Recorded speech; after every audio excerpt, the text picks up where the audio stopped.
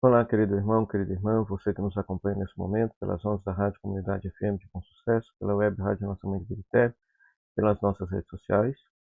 Sou o Padre Frei Inácio José, pároco da paróquia de Nossa Senhora das Mercês, Arquidiocese de Belo Horizonte. Seja bem-vindo ao nosso programa Pão da Palavra, hoje especial, celebrando a Paixão do Senhor. Temos como palavra de Deus Isaías capítulo 52 a 53, o Salmo 30 ou 31, dependendo da sua tradução, alguns trechos do capítulo 4 e capítulo 5 de Hebreus e o relato da paixão de Cristo segundo o Evangelho de João, desde o capítulo 18 até o capítulo 19. Vamos meditar com piedade esta santa palavra de Deus.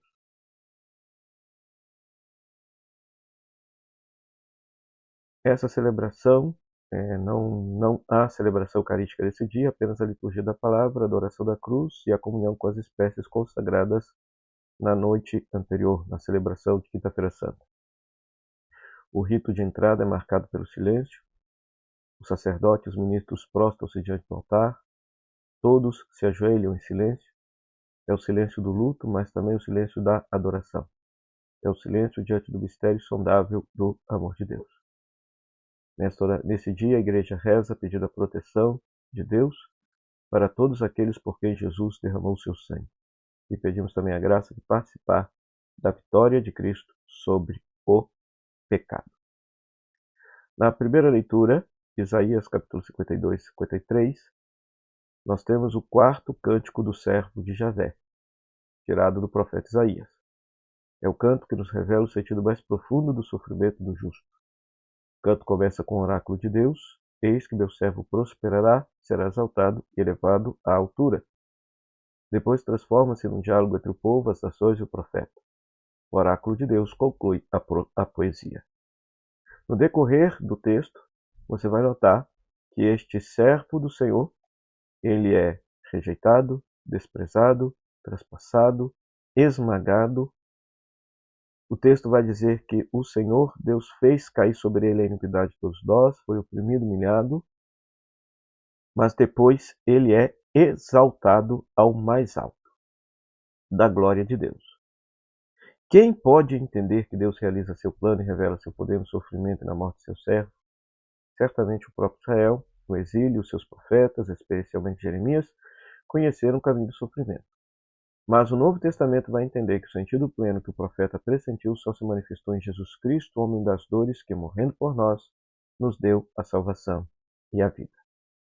Depois, o salmo desse dia, Salmo 30 ou 31, é o cântico de lamentação e da confiança que colocamos nos lábios do justo sofredor.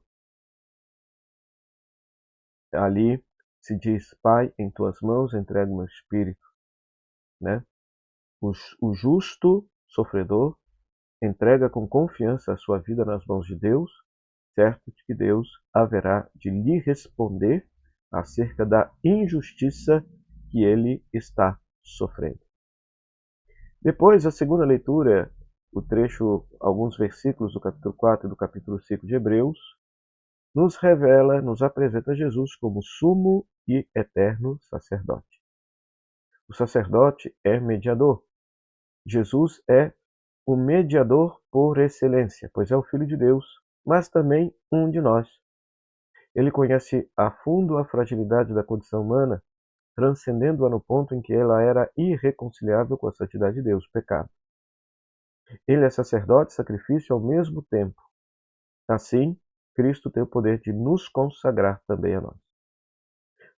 O mesmo texto de Hebreus, mas lá no capítulo 7, vai desenvolver ainda mais esse tema, mostrando que em Cristo se realiza plenamente aquela figura de Melquisedeque, o sacerdote do Deus Altíssimo, que é um sacerdote para sempre. Depois, o evangelho deste dia, o longo evangelho, o relato da paixão de Jesus segundo João, que não é apenas uma história da paixão, mas é a interpretação do significado da morte de Cristo. Não diz apenas o que aconteceu, mas acima de tudo o que significa o que aconteceu. João nos mostra com toda clareza que o sofrimento e a morte são um ato pessoal e soberano de Cristo. Como ele mesmo havia dito: por isso o Pai me ama, porque eu dou a minha vida para retomar. Ninguém a tira de mim, pelo contrário, eu a dou livremente. Lá no capítulo 10. Na narrativa de João, a data da crucificação de Cristo é diferente da dos evangelhos sinóticos. João escreve: era a preparação para a Páscoa por volta do meio-dia. Jesus morre na mesma hora em que os judeus imolavam os cordeiros para a ceia pascal, porque Cristo é o nosso cordeiro pascal. E ao nos alimentar de Jesus, nós iniciamos a nossa Páscoa, a nossa travessia, o nosso êxodo para a eternidade. Né? O nosso êxodo para a eternidade.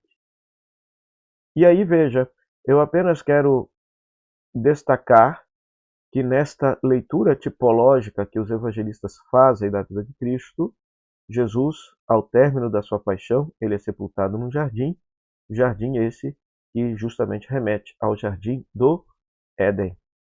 Pois Jesus é o novo Adão, que por meio da entrega voluntária da sua vida, salva toda a humanidade, salva todo o universo e desta forma desfaz as consequências nefastas que o pecado de nossos primeiros pais provocaram na humanidade.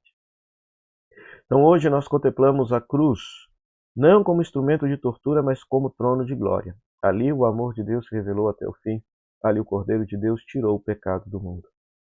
Na Sexta-feira Santa veneramos a cruz, não adoramos o instrumento de madeira, mas adoramos aquele que nela pendente nos amou até o fim. Aproximamo-nos e beijamos o madeiro santo, reconhecendo que por ele veio a salvação. Nesse dia não há celebração eucarística, mas recebemos a comunhão com as espécies consagradas do dia anterior à missa da última ceia. É a comunhão que nos une ao Cristo imolado e ressuscitado. Na oração final dessa celebração, nós pediremos a Deus que possa conservar em nós aquilo que a misericórdia divina realizou em cada um de nós. Que a cruz gloriosa de Cristo nos guarde, que a Virgem das Dores, que permaneceu firme aos pés da cruz, interceda por nós. Que por esse madeiro santo a morte seja vencida e a vida nos seja restaurada. O Senhor esteja convosco, Ele está no meio de nós. Que a bênção de Deus Todo-Poderoso, Pai, Filho e Espírito Santo, desça sobre você, sobre sua família e permaneça para sempre. Amém. Até amanhã, quando meditaremos um pouquinho as leituras do Sábado Santo à Vigília Pascal. Até o próximo programa, o Pão da Palavra, se Deus quiser. Tchau, tchau.